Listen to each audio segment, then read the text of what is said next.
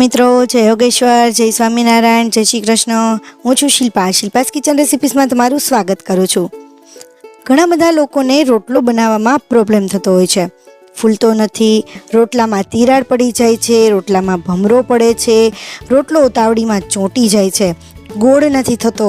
અને ખાસ કરીને જો ખાલી જારનો રોટલો જ્યારે આપણે બનાવીએ છીએ ને ત્યારે તો બનાવવામાં વધુ પ્રોબ્લેમ થાય છે. એમાંય ખાસ કરીને જારનો રોટલો બનાવતી વખતે તેની કિનારી ફાટી જતી હોય છે. જો તમારે પણ આવા બધા પ્રશ્નો આવતા હોય ને તો આ વિડીયો એક વખત સ્કીપ કરી આવીને જ છેલ્લે સુધી જોઈ લેજો, જેથી તમે પણ રોટલો પરફેક્ટ બનાવી શકશો.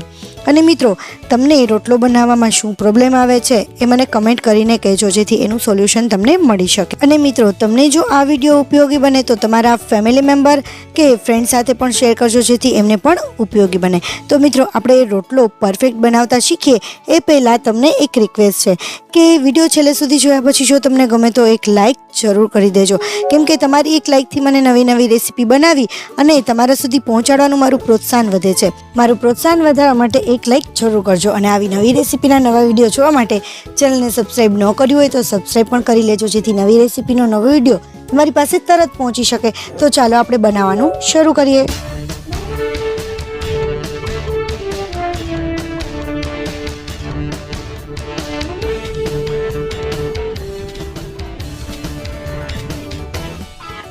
હવે મિત્રો, આપણે એક વાસણમાં 1 ગ્લાસ પાણી લઈશું. તમારે જેટલા રોટલા બનાવવા હોય ને એટલું આપણે પાણી એકી સાથે જ લઈ લઈશું અને એની અંદર આપણે એક સાથે જ મીઠું નાખી દઈશું અને બધું જ મીઠું છે ને સરસ રીતે ઓગાળી લઈશું.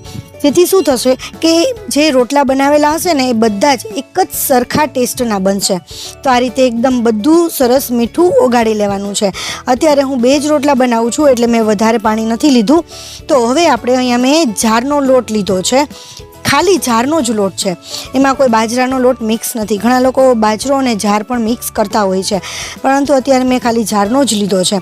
તો આ રીતે થોડો પોળો કરી અને વચ્ચે આપણે પાણી નાખીશું અને ધીરે ધીરે બધો જ લોટ મિક્સ કરી અને લોટ બાંધીશું. હવે પહેલી વાત તો એ ધ્યાન રાખવાની છે કે જ્યારે આપણે લોટ બાંધીએ ને ત્યારે છે ને પાણી ધીમે ધીમે જ નાખવાનું છે, જેથી આપણો લોટ એકદમ ઢીલો ના થાય. જો વધારે ઢીલો થઈ જશે ને તો રોટલો બનાવતી વખતે એ નીચેથી લબડી જશે અને એનો શેપ પણ બરાબર નહીં આવે. અને હંમેશા જ્યારે છે ને એ લોટ બાંધીએ ને ત્યારે છે ને લોટને થોડો કઠણ રાખવાનો, કઠણ રાખી અને એકદમ મસળવાનો. એટલો મસળવાનો ને કે જારનો લોટ છે ને થોડો ચીકાસવાળો જરાય નથી હોતો, તો એને થોડો ચીકાસવાળો આપણે બનાવવાનો છે. તો આ રીતે વધારે જેમ મસળશું ને એમ એનું ટેક્સચર એકદમ પરફેક્ટ બનશે. જુઓ, હું તમને અહીંયા બતાવું કે એનું ટેક્સચર કેવું બને છે. આ રીતે મારો જે જારનો લોટ છે ને એને બધો જ ભેગો કરી દીધો છે અને જરાય છૂટો પડતો નથી. તો આ રીતે સેજ સાવ ભેગો કરી અને આવી રીતે હું કરીને ઉપાડીશ ને તો પણ એ તૂટશે નહીં. આ રીતે તૂટતો નથી. તો એ જારનો લોટ જ્યારે છે ને આપણે મસળેલો છે ને એ પરફેક્ટ મસળેલો છે. આ પહેલી એવી ટિપ્સ છે કે જેથી તમારો રોટલો સરસ બનશે અને એની કિનારી ફાટશે નહીં. હજી પણ કિનારી જો ફાટે ને તો હજી બીજી પણ ટ્રીક છે, એ પણ આપણે જોઈશું. હવે આ રોટલો આ રીતે રાઉન્ડ રાઉન્ડ શેપ કરી અને જે જમણા હાથની જે પહેલી આંગળી છે ને એ આપણે આ રીતે ઉપર રાખીશું અને 3 આંગળી સાઈડમાં રાખીશું અને ડાબા હાથેથી આપણે રોટલાને પકડીશું. 4 આંગળીથી આપણે રોટલાને પકડતું જવાનું છે અને આ રીતે શેપ આપી દેવાનો છે. શેપ આપવાથી એ રોટલો છે ને જાડો કે પતલો નહીં થાય અને પરફેક્ટ બને છે.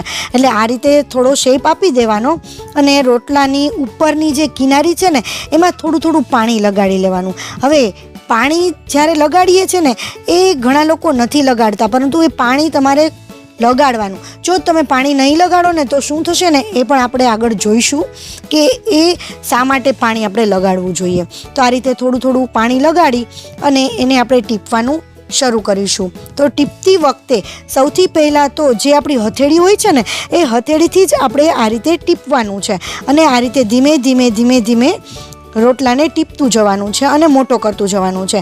જે અંગૂઠાની નીચેનો પાર્ટ હોય છે એ અને એની નીચેનો જે પાર્ટ હોય છે ને એ બંને ને પ્રેસ કરવાનું છે. જ્યારે આટલો મોટો રોટલો થાય ને ત્યાર પછી ત્યાંથી પ્રેસ કરવાનું શરૂ કરવાનું છે. ત્યાંથી પ્રેસ કરવાનું અને આંગળી જે 4 આંગળી હોય ને ત્યાંથી આપણે રોટલાને પકડી રાખવાનો છે. બંને એ રીતે આપણે કરીશું ને એટલે રોટલો જે છે ને એ પરફેક્ટ આપણા હાથમાં રહેશે. અને તમે જુઓ મારો જે રોટલો છે ને એ નીચેની સાઈડ વધારે છે અને ઉપરની સાઈડ ઓછો છે. તો એ રીતે જ આપણે પકડવાનો છે. નીચેની સાઈડ વધારે ભલે જતો અને ઉપરની સાઈડ ઓછો રાખવાનો છે. એટલે જે કિનારી છે ને એ પણ પરફેક્ટ પતલી થશે. નહીંતર ઘણી વખત શું થાય છે કે કિનારી જાડી રહી જતી હોય છે અથવા તો અંદર જાડું રહી જતું હોય છે અને કિનારી પતલી થતી હોય છે. ઘણી વખત કિનારી જાડી થતી હોય છે. તો આવું ના થાય એના માટે થઈને આપણે ત્યાંથી એ ધ્યાન રાખવાનું છે. જો મારો રોટલો એકદમ પરફેક્ટ ગોળ પણ બન્યો છે અને એની કિનારી પણ જરાય ફાટી નથી. હવે મિત્રો જે પાણી લગાડીએ છીએ ને એનું કારણ પણ એ જ છે કે જ્યારે પાણી લગાડીએ ને તો એની કિનારી આપણે ફાટતી નથી. પાણી નહીં લગાડો ને તો તમે ટ્રાય કરી જોજો કે જ્યારે પાણી નહીં લગાડો ને તો એની કિનારી ફાટી જશે. હવે આપણે તાવડીમાં નાખતી વખતે અને રોટલો પકાવતી વખતે શું ધ્યાન રાખવાનું ને એ જોઈ લઈએ. તો આ રીતે હાથથી ચેક કરી લેશું. જો ત્યાં ગરમ લાગે ને થોડું નવશેકું ત્યાર પછી આ રીતે 2 હાથેથી જ રોટલો નાખવાનો છે. જો વચ્ચે રોટલાની વચ્ચે હવા રહી જશે ને નાખતી વખતે તો એ રોટલો છે ને એમાં પીળો ભમરો થાય છે.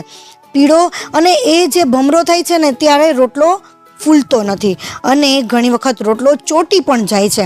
તો આ રીતે હળવેથી નાખીશું ને રોટલો તો એ રોટલો ઉખડી પણ જશે અને એ રોટલામાં ભમરો પણ નહીં થાય. હવે આ રીતે આપણે પલટાવી લઈશું રોટલો. અને રોટલો ત્યારે જ પલટાવવાનો કે જ્યારે આપણે ચપ્પુ નાખીએ ને અંદર ત્યારે ચપ્પુ વડે એ આસાનીથી નીકળી જાય એટલી વાર રાખવાનો છે અને ત્યાં સુધી એને પકવવાનો છે. હવે રોટલો ઘણી વખત જો તમે ધીમા ગેસે કરશો ને તો પણ એમાં તિરાડ પડી જાય છે. પાછળની સાઈડ તિરાડ પડતી હોય છે. તો તમારે ધીમા ગેસે નહીં કરવાનો અને હંમેશા એનો ગેસ ફૂલ જ રાખવાનો. ત્યારે જ એ તમારો રોટલો પરફેક્ટ બનશે અને ફૂલશે તો તેમાં તિરાડ નહીં પડે. હવે પહેલી વખત જ્યારે નાખીએ ને ત્યારે કાચો પાકો પકાવવાનો અને બીજી વખત ઉલટાવીએ ને ત્યારે એને પરફેક્ટ બધી સાઈડ પકવી લેવાનો અને તો જ એ તમારો રોટલો સરસ ફૂલશે. હવે આટલી ટ્રીકનો તમે ઉપયોગ કરશો ને તો તમારો રોટલો પરફેક્ટ બનશે જ. અને છતાં પણ જો તમને કોઈ પ્રોબ્લેમ આવતો હોય કે તમને કોઈ ક્વેરી કે ક્વેશ્ચન હોય તો મને તમે કમેન્ટમાં કહેજો. હું એનો આન્સર જરૂર આપીશ. જુઓ તમે અહીંયા મારો રોટલો એકદમ પરફેક્ટ બન્યો છે અને એકદમ સરસ ફૂલ્યો પણ છે. આપણે ખોલીને ચેક કરી લઈએ.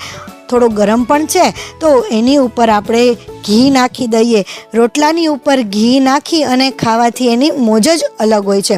મિત્રો તમને આ રોટલો બનાવવામાં તમને કયા પ્રોબ્લેમ આવે છે ને એ પણ તમે મને કમેન્ટ કહેજો. હું તમને જરૂર સોલ્યુશન આપીશ. મિત્રો તમને અમારો વિડીયો ગમ્યો હોય તો એક લાઈક જરૂર કરી દેજો અને જો તમને ઉપયોગી બન્યો હોય તો તમારા ફ્રેન્ડ સર્કલ અને તમારા ફેમિલી મેમ્બર સાથે પણ શેર કરજો જેથી એમને પણ ઉપયોગી બને.